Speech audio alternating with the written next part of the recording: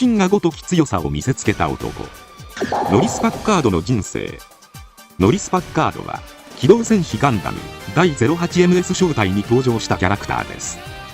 劇中では主にグフカスタムに登場し、たった1機で08正体を恐怖に陥れるという鬼神のごとき活躍をしたジオンのエースパイロットです。今回はそんなノリス・パッカードの人生について解説させていただきます。怯えろ、少ねえ。モビルスーツの性能を生かせぬまま死んでゆけ。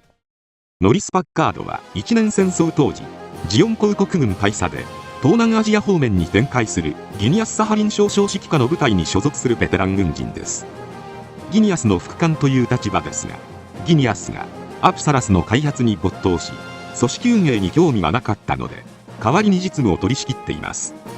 またサハリン家に第4があり、ジオン公国の名門貴族でありながら、現在は没落しているサハリン家に絶対の忠誠を誓っています。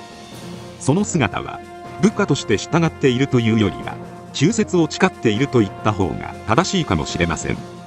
ちなみに小説版ではもともと妻を失い軍を辞めて自分を見失っていましたが、アイナの父親の勧めでサハリン家のボディーガードに雇われた人物です。幼きアイナはそのこわもってなノリスを見て泣き出したものの、その顔に反してオロオロするノリスを見てすぐに笑い出したそうです。特に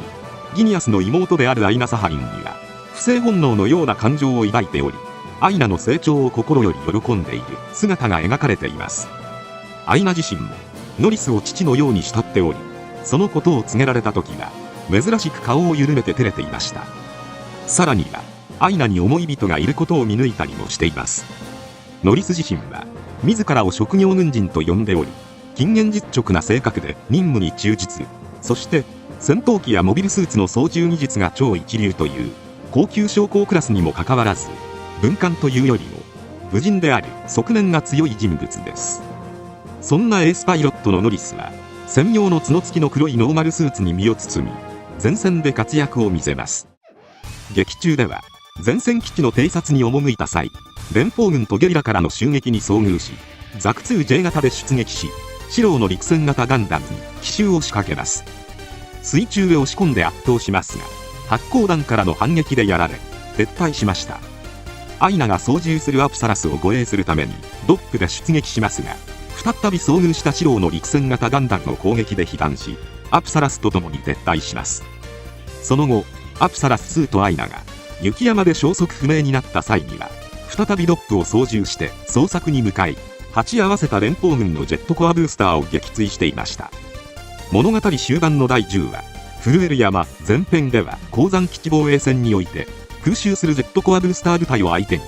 グフカスタムのヒートワイヤーを駆使した空中戦を展開しています。グフカスタムは地上専用機であって空中戦仕様ではありませんが、ジェットコアブースターを利用したアクロバティックな戦いを繰り広げ、パイロットとしての卓越した技量を見せつけていました。一旦補給に戻った際には、友軍が宇宙へ撤退するための輸送機ケルゲレンが無事に脱出できるよう願うアイナの優しさを汲み取り、ケルゲレン脱出を成功させるためグフカスタムに再び登場し出撃するのでした。アイナ様の望みをお助けすること、それが軍人としての私の役目。こうしてグフカスタムで出撃したノリスはケルゲレンの進路を確保するため、ケルゲレン予定進路上に展開していた3機の量産型ガンタンクの破壊を目論みます。連邦側の戦力は3機の量産型ガンタンクと08正体の陸戦型ガンダム2機、そして EG8 という1対6の圧倒的不利な状況にもかかわらず、建造物やヒートワイヤーを巧みに使った立体的な軌道でカレンやサンダースの読みの裏をかき、あっという間に量産型ガンタンク2機を撃破します。まさしく鬼神のごとき戦いを見せ、08正体を手玉に取りました。アイナ様、合流できそうにありません。自分は死に場所を見つけました。その後シローのガンダム EG8 との一騎打ちでもその圧倒的な強さを発揮し、一時的にヒートワイヤーからの電撃によって制御不能に追い込むも、すぐには撃墜せず、駆けつけたカレンとサンダースの弾よけとして利用して弾薬を補充していましたが、回復した EG8 が片腕をちぎって殴りつけてきた際に、パイロットがアイナの思い人のシローと知って動揺していました。こうしてアイナの元へ戻るのではなく、ケルゲレンを脱出させるための量産型ガンタンク破壊とアイナの思いを優先するべく死を覚悟して EG8 の懐へ飛び込み、自らをおとりとすることでできた隙を突き、機体を切り裂かれながらも EG8 の肩越しに射撃を敢行。見事に最後の量産型ガンタンクを撃破し任務を全うするという壮烈な最後を遂げたのでした。勝ったぞ。こうして任務と引き換えに命を落としたノリスには、シローも自らの敗北を認めざるを得ず、グフカスタムに向かって敬礼をしていました。ちなみにそんなノリスが命を懸けて守ろうとしたケルゲレンはアニメでは最終的に撃沈されてしまったので、その死闘が報われることはありませんでしたが、ノリスが EG8 のパイロットがアイナの思い人と知り命を取らなかった結果、シローが後にアイナの命を救うこととなったので、その点はノリスにとっても救いだったと言えるのかもしれません。なお、小説版機動戦士ガンダム第 08MS 小隊ではアニメ版と若干の違いがあります。ケルゲルン脱出のため部下2人を従え、こちらではグフフライトタイプ3機で連邦軍に奇襲を仕掛けています。そして機関ビッグトレイを前にして第08小隊と交戦し、 EG8 との一騎打ちでビームサーベルに切り裂かれるもヒートソードを投げつけてビッグトレイの撃破に成功しています。アイナ様の思い人と出会う。面白い人生であった。だが負けん。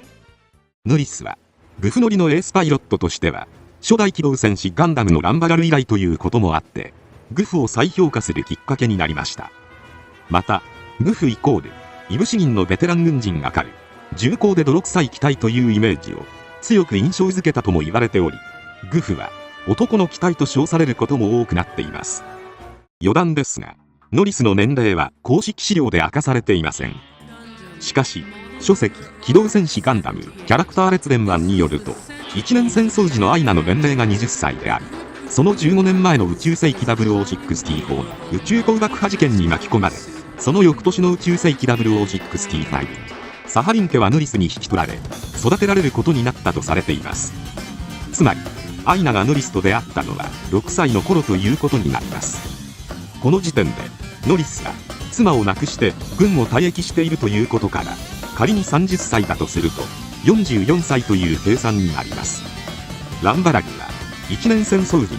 見た目の割に実は35歳なので、ノリスが同じ35歳でも違和感なさそうな気もしますが、妻を亡くし軍を一度退役しているという設定を考慮すると少なくとも40歳が超えていそうな気がしますが、果たしていかに。人の性は何を成したかで決まる。今回はこれで以上となります。チャンネル登録されるかはお任せいたしますので、もしよければもう一本動画を見ていただければとても嬉しいです。